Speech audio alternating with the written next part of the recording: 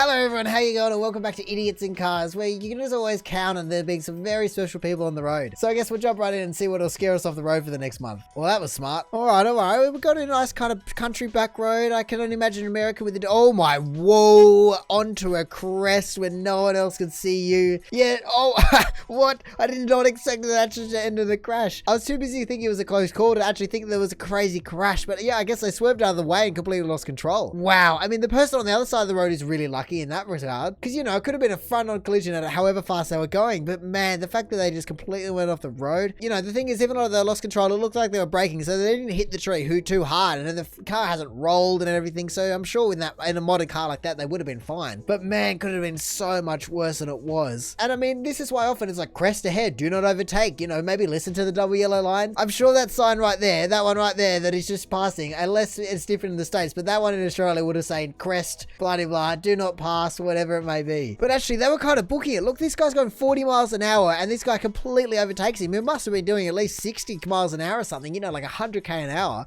So it's definitely way too fast for a back road like this. It's not like the person with the dash cam or anything was going super slow and then this person like, oh, I just need to overtake him and really chose a bad time to do it. No, they've just completely done the dodge. So yeah, maybe listen to road signs and kind of have some common sense. You know, maybe just if you can't see exactly what's on the other side of the road to you and everything else around you, just don't overtake. It's like every common sense in the world, but I guess that kind of thing doesn't exist on this sub. Guy took new Polo and 5 seconds later, upside down. Oh no, I know what's going to happen by the title. It's such a good looking car. Look how shiny it is. Nice new Polo.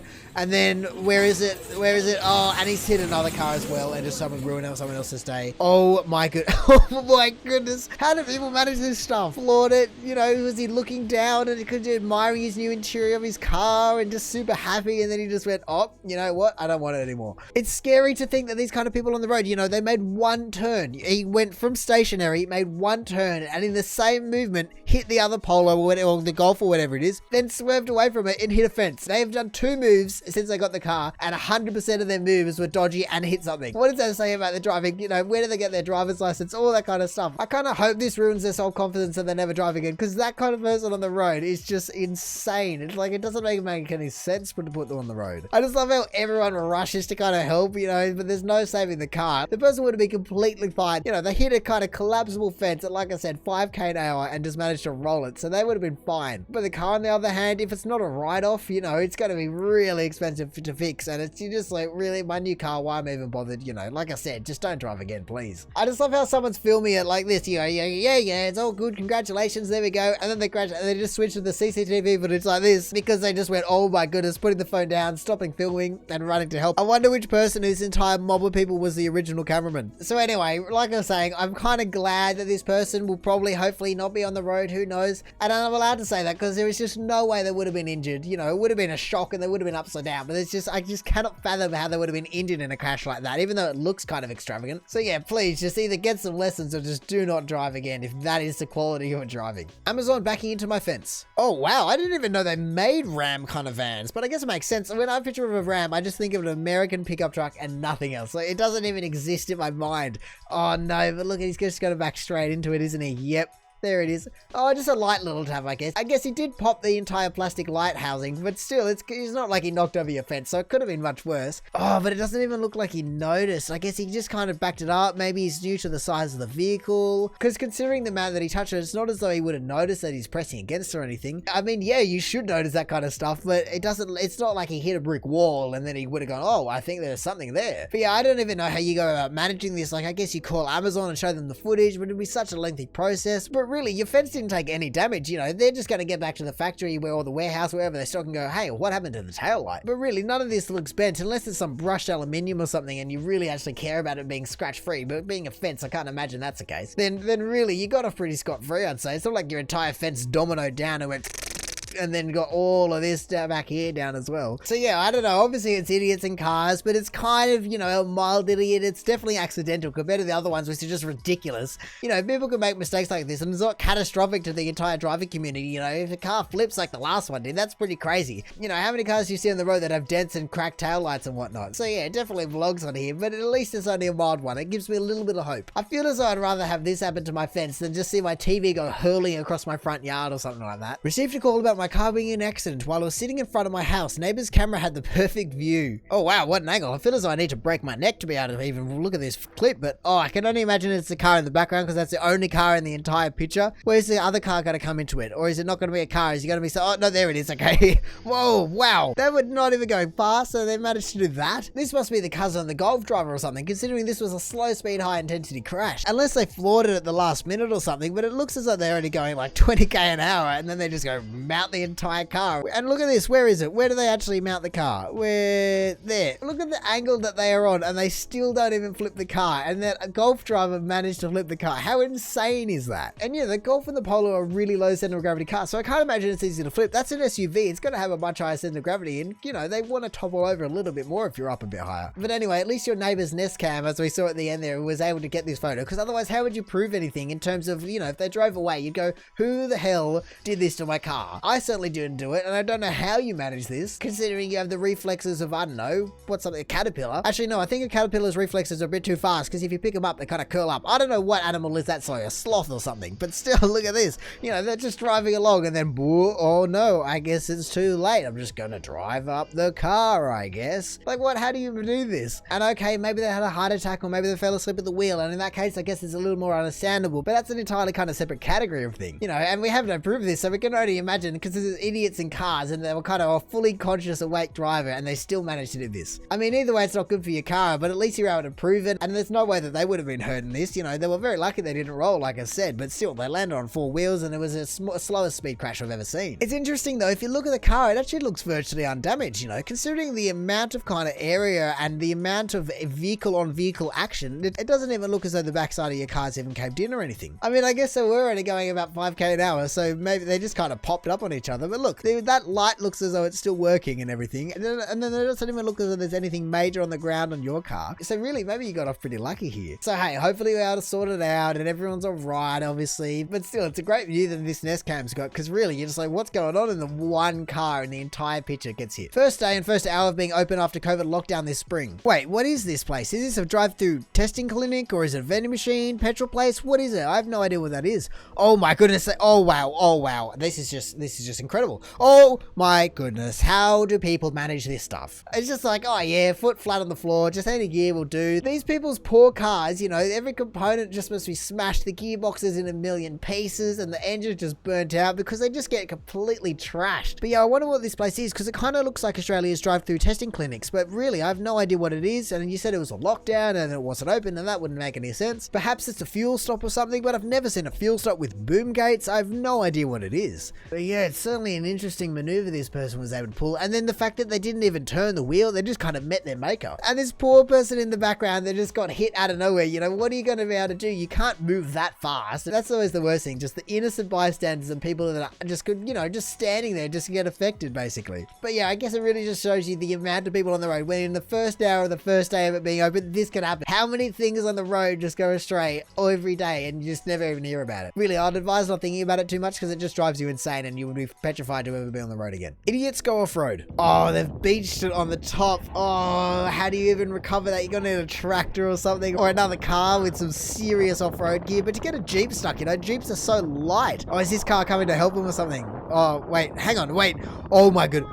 Oh my goodness. Hopefully those people are alright. I guess actually it looks as though there's heaps of room there, but still they're completely upside down on sand. I want to see that jump again. Where was it? I wish I could watch this in slow-mo, because it doesn't look as though they're going so fast, and then just suddenly the nosedive. Oh my goodness. And then the horn, it just amplifies to like how much of a whack that was. But they just got a tiny bit too much air and the nose just dug in. You know, they go from there, you go, okay, maybe the wheels are loud and they'll just kind of go bang, and you know, just kind of, it'll be a harsh landing. And then about a quarter of a second later, they're in this position. You go, ooh. Actually, I don't know about this one. I wonder if this is in the Middle East or something, because I see so many videos about people driving on the sand dunes in the Middle East. But really, this could just belong on unexpected. You know, you're like, oh, that sucks. I don't know how you're going to manage that, but you know, everyone's fine. And then out of nowhere, just launches over the dune, and that happened. You know, they were doing everything right. You know, look, they've got their big dune flag on with the 6 pixels in this thing. You can kind of see this little dot up here. That was a June flag. So they're doing that thing, right? Look, where is it? Yeah, there's one. There we go.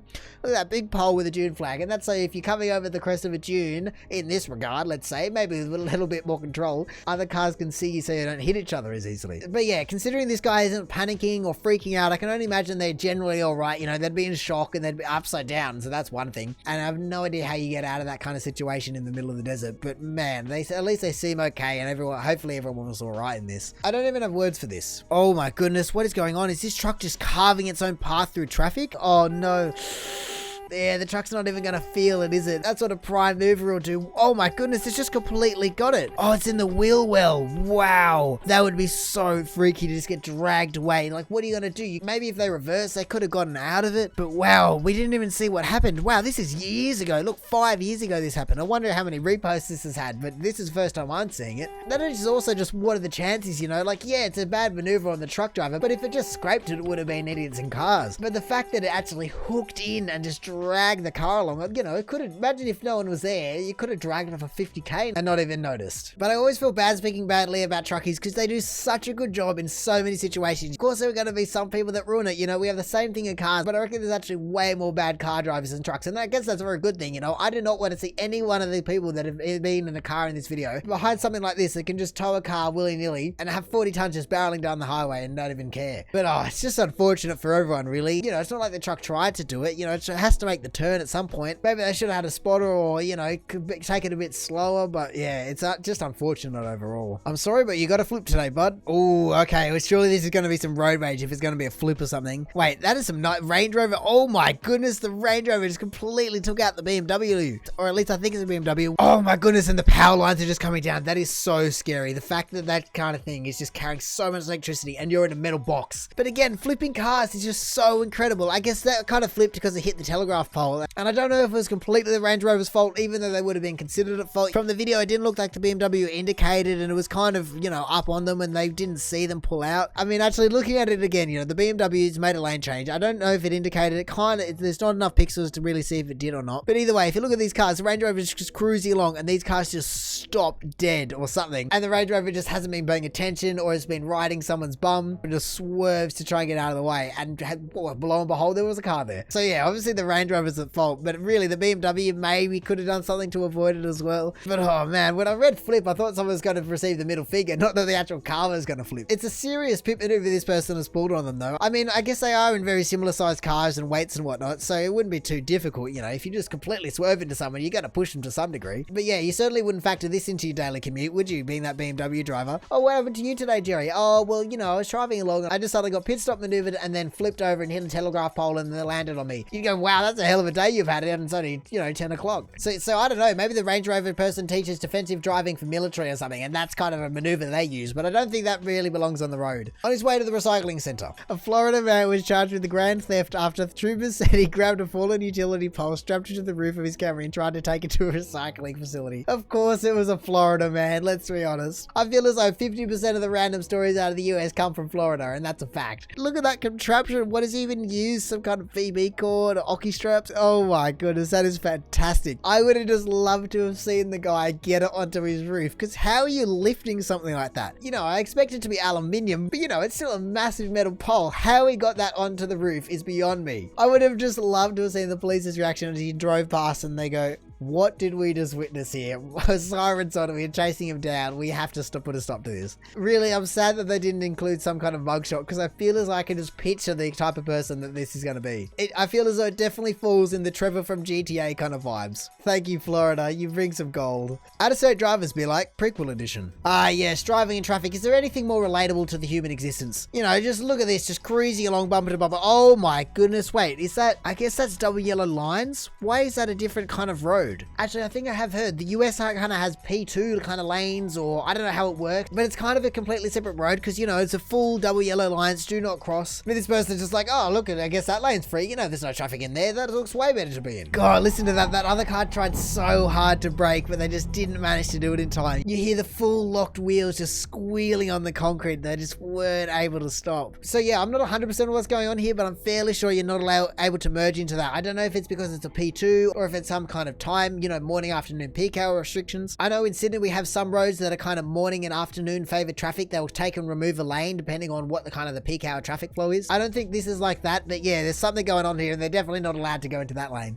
And I mean, the thing is, even though you're not allowed to go into the other lane, there's no way we would be seeing this video if they hadn't had the crash, you know. If it would have been a close call, if there'd been no one there at all, it would just be like, oh yeah, that's a dodgy person doing a dodgy maneuver. But the fact that they didn't even check the mirrors, or if they did and they're just completely incompetent at doing it, or whatever it may be, and they actually caused a car accident because of it, that is just downright disgusting of them to do. And I guess the thing that sucks the most is for the black car, you know, they're just going to be constantly frightened to ever use that lane again, and just watching people just pull out in front of them. You know, you'll never want to drive in that lane again because you just don't want to have to go through the hassle of fixing your car, dealing with insurance or lack thereof, or whatever it may be, you know. It just shows you how one dodgy maneuver can change the entire way you drive. Driving on the wrong side of the road, windshield covered in snow. Oh no, we know what's going to happen, but still it just irks me that this is kind of a thing. I just can't imagine driving in these kind of snowy conditions. Oh wow, they noticed and they saw them coming. That is so good. I can't even imagine swerving on an icy kind of road or a cold road at the last minute with a car coming straight at you. That would be so weird and scary to deal with. But wow, look at that. They just completely on the wrong side of the road, so it's not a care in the world. Oh man, see, this is the kind of drivers that balance each other out. In one hand you have an idiot in the car, and in the other hand you have a very observant person in the car, and they do this, but then they balance each other out, and that's how there isn't more crashes on the road. But oh man, you know, living in Sydney, I've never had to deal with this kind of thing, but I've heard so many horror stories of just massive sheets of ice just kind of flying off windscreens. And I think it's actually a law that you have to clean your windscreen of snow in some places, because some people were just kind of driving off without them. You know, they make a little peephole and then they just go for it, and then these massive sheets of snow, you know, snow's just water, they just go flying off and hit a car behind them and just kind of crumple the car because it's 100 kilos or something hitting it. And I think the scariest part is that we didn't even see them pull over or anything, so who knows how long they drove on for like this for, you know. But they just go, oh, what is this person doing on my road? They're driving the wrong way. No sir or madam, you are driving on the wrong side of the road in a completely snow covered car. Please fix yourself. This is never a good idea. Oh god, I'm seeing a Lamborghini go through